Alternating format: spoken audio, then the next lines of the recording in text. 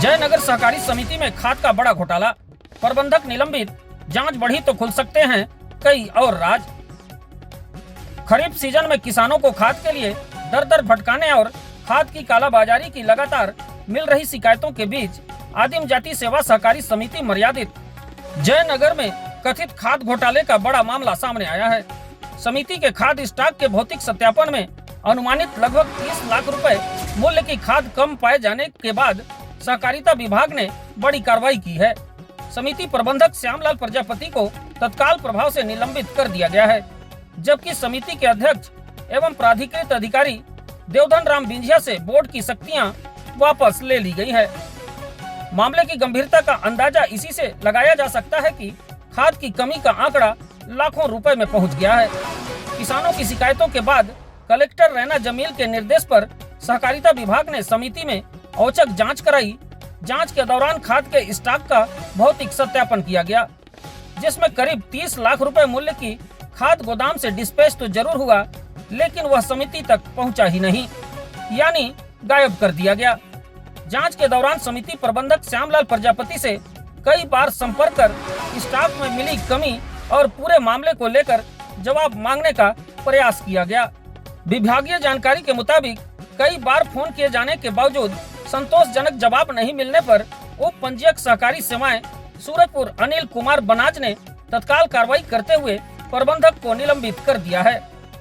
25 जुलाई 2026 को जारी आदेश में छत्तीसगढ़ सहकारी सोसाइटी अधिनियम 1960 की धारा 49(8) के तहत समिति के बोर्ड के शक्तियों के प्रयोग के लिए अकेंक्षण अधिकारी जान क्रिकेटा को अधिकृत किया गया है। आदेश 25 जुलाई से तत्काल प्रभावशील किया गया है। इस पूरे मामले में अब जांच का दायरा सिर्फ समिति प्रबंधक तक सीमित नहीं रहने वाला है। खाद के स्टॉक में इतनी बड़ी कमी सामने आने के बाद गोदाम प्रभारी की भूमिका भी सवालों के घेरे में बताई जा रही है। आखिर गोदाम में खाद की आवक, भंडारण, वितरण और स्टॉक रजिस्टर में दर्ज मात्रा के बीच इतना बड़ा अंतर कैसे पैदा हुआ, यह जांच का अहम बिंदु बन गया है। यदि जांच में स्टॉक की कमी के लिए जिम्मेदार अन्य लोगों की भूमिका सामने आती है तो आने वाले दिनों में कार्रवाई का दायरा और बढ़ सकता है। जयनगर सहकारी समिति के प्रबंधक श्यामलाल प्रजापति का विवादों से पुराना नाता बताया जा रहा है। उपलब्ध जानकारी के मुताबिक इससे पहले भी वह करीब 85 लाख रुपए के धान खरीदी घोटाले के मामले में निलंबित हो चुका है। बाद में उसकी बहाली कर दी गई थी। अब खाद स्टॉक में लाखों रुपए की कथित कमी सामने आने के बाद दोबारा निलंबन की कार्रवाई ने समिति की कार्यप्रणाली पर गंभीर सवाल खड़ा कर दिए हैं। स्थानीय स्तर पर यह भी दावा किया जा रहा है कि वर्तमान कार्रवाई उसका चौथा निलंबन है, जिसकी पुष्टि विस्तृत विभागीय रिकॉर्ड की जांच से होना बाकी है। खाद घोटाले के बीच समिति से जुड़े पुराने कथित मामलों ने भी पूरे प्रकरण को और गंभीर बना दिया है। स्थानीय स्तर पर आरोप लगाए जा रहे हैं कि कई दर्जन किसानों के नाम पर सहकारी बैंक विश्रामपुर से कृषि ऋण की राशि निकाली गई और कथित तौर पर उनका गबन कर लिया गया। आरोप यह भी है कि इन मामलों में समिति स्तर पर आपसी सांठ-गांठ के जरिए किसानों के नाम का इस्तेमाल किया गया। कथित ऋण प्रकरणों का असर यह है कि आज भी कुछ किसान अपनी समस्या के समाधान के लिए सहकारी समिति के चक्कर काटने को मजबूर हैं।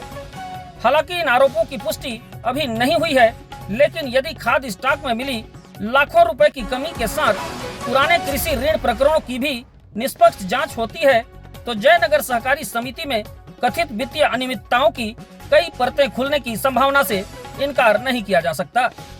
मामले में प्रशासन ने गड़बड़ी करने वाले अन्य लोगों की भूमिका की भी विस्तृत जांच के निर्देश दिए हैं। सूत्रों के अनुसार एफआईआर दर्ज कराने की दिशा में भी कार्रवाई के निर्देश दिए गए हैं। ऐसे में अब जांच का सबसे बड़ा सवाल यही है कि खाद की कमी वास्तव में कितनी है और इस पूरे मामले में समिति प्रबंधक के अलावा गोदाम प्रभारी सहित और कौन कौन लोग जिम्मेदार हैं। जयनगर सहकारी समिति में सामने आया यह मामला सिर्फ खाद के स्टॉक में कमी का नहीं, बल्कि किसानों के हक, सहकारी व्यवस्था की पारदर्शिता और सहकारी संसाधनों की निगरानी पर भी बड़ा सवाल खड़ा करता है। एक तरफ खरीफ सीजन में किसान खाद के लिए परेशान हो रहे हैं तो दूसरी तरफ समिति के स्टॉक में लाखों रुपए के खाद कम मिलना कई सवालों को जन्म देता है। अब निगाहें विस्तृत जांच पर टिकी हैं। 35 से 40 लाख रुपए की खाद आखिर गई कहां? गोदाम से लेकर वितरण तक किस स्तर पर गड़बड़ी हुई? क्या इसमें एक से अधिक लोग शामिल हैं? और क्या पुराने कृषि ऋण संबंधित आरोपों का भी कोई कनेक्शन सामने आता है?